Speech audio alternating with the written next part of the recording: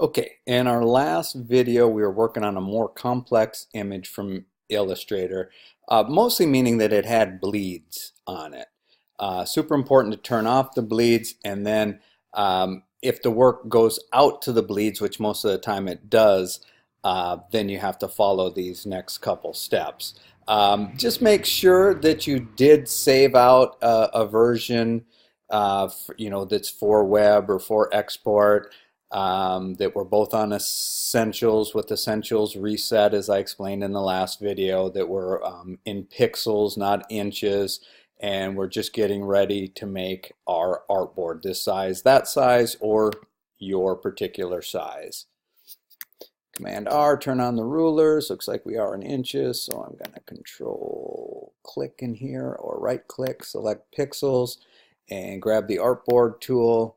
Click and drag a good distance away here. Go into properties, dial in my size. So I'll do this for both, and I'll pause here so you don't have to watch me.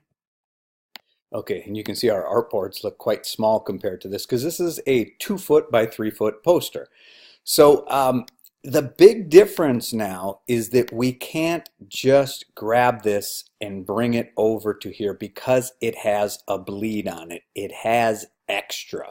The whole idea of a bleed is that this gets trimmed off when the poster gets commercially printed, and it bleeds so that when they trim it, if they're off by a little bit, a big chunk of white doesn't, well, a little chunk of white, but it looks big when you have white showing up at the edge of your poster. So what we have to do to help us align it into our new artboard is put a dummy rectangle on here, and it has to go from one corner to the other corner, and this, we're definitely having your smart guides on helps. So what we're going to do is grab the rectangle tool.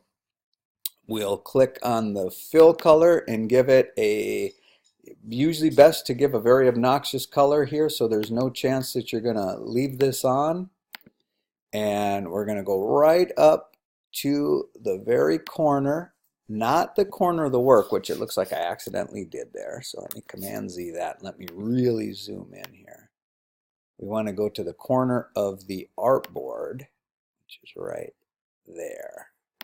And then we want to drag clear down to the other corner of the artboard. Sometimes you got to wait and let the computer catch up. And I'm going to purposely go away from it since it hasn't rendered the image yet. Okay, now that the image is rendered, now I'll grab the selection tool and bring that all the way over to there. So now you can see the little edge that would end up in the printing room floor, and if we click on this blue thing that we made and we did it right, it should be the exact size of our poster. Now it's showing up in pixels here, so what I can do is just for a second go in here, go change it back to inches with the right click. Now for some reason it doesn't change right away, so you have to click away, click back on it, and you can see I got it right. If not, try it again. You're basically making sure that what you end up with this cover or dummy rectangle is exactly your work.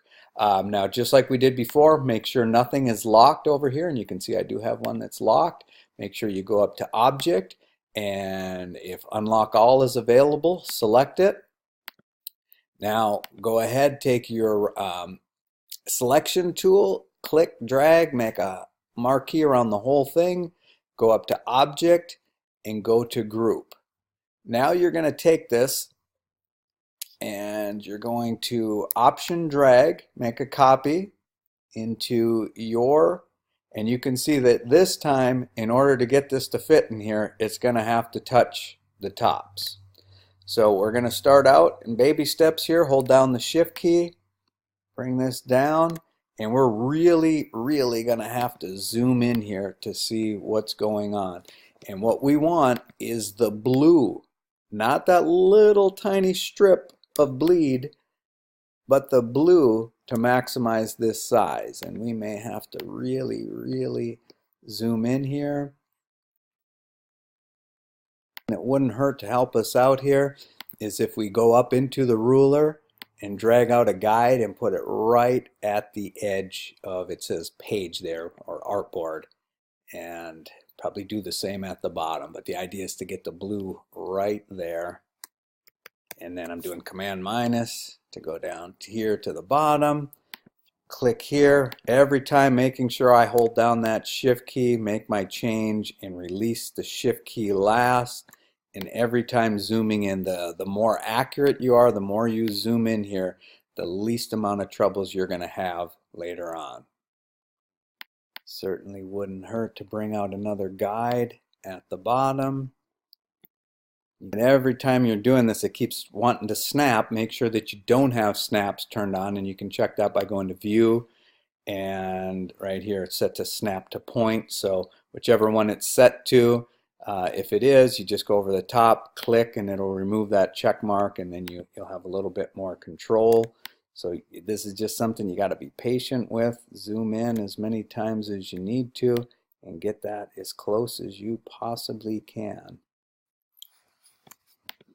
Once you have it,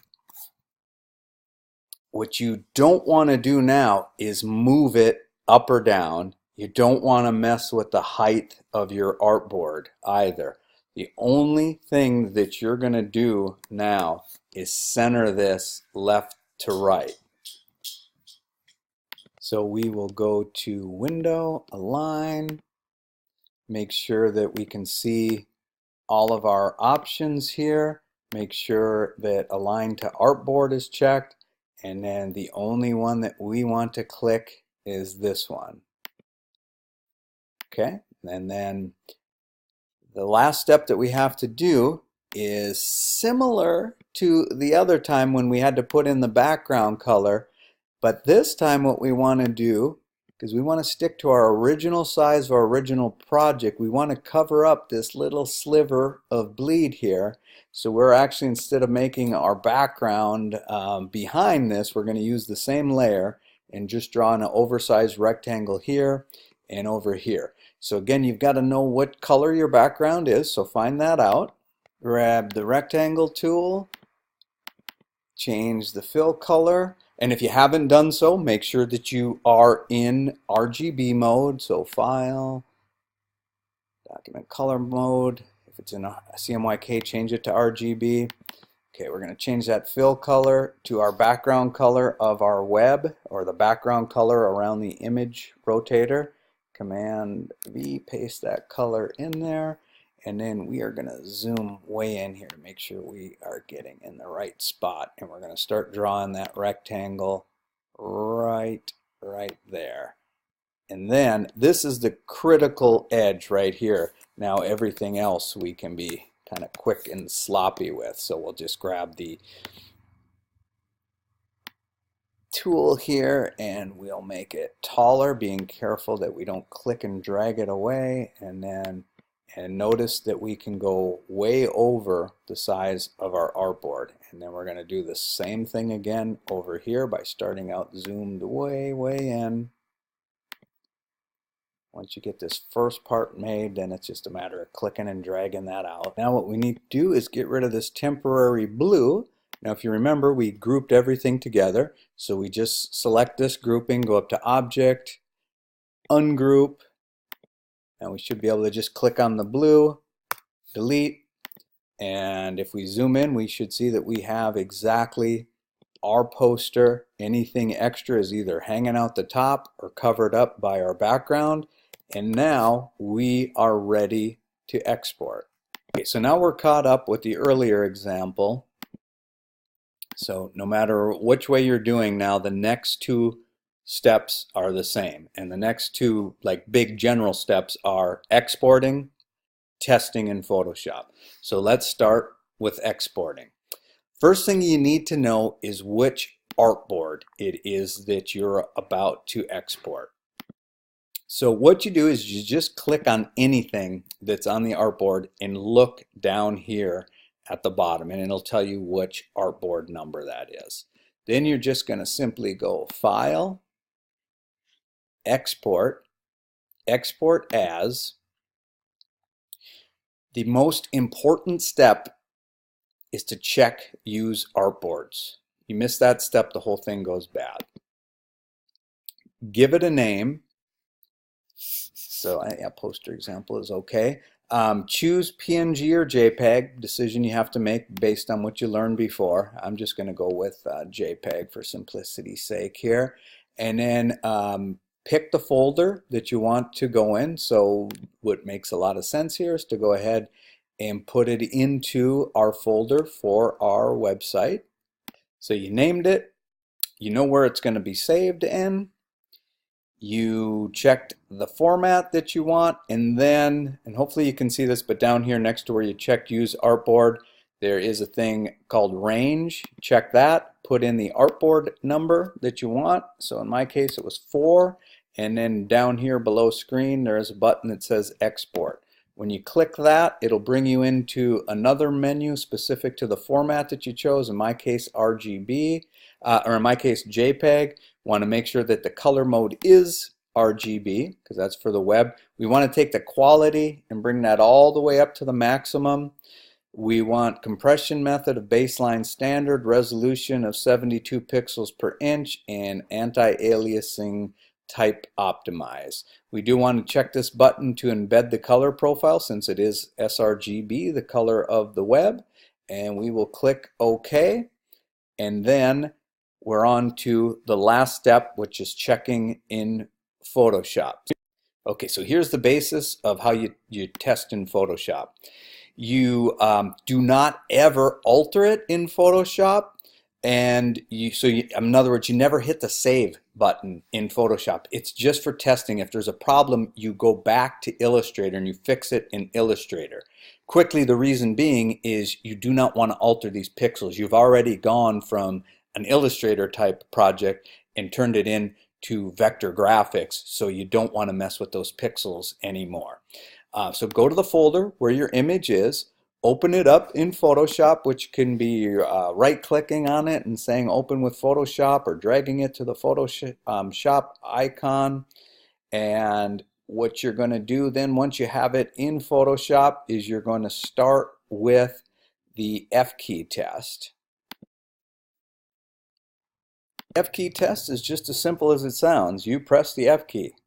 Press it once, press it twice, press it 3 times, and you're back to where you started. But the idea is that you look at your image against a gray and a black background, and you make sure that you're not seeing any sliver of white show through, because if you do, it looks nasty when you go to view it on the web.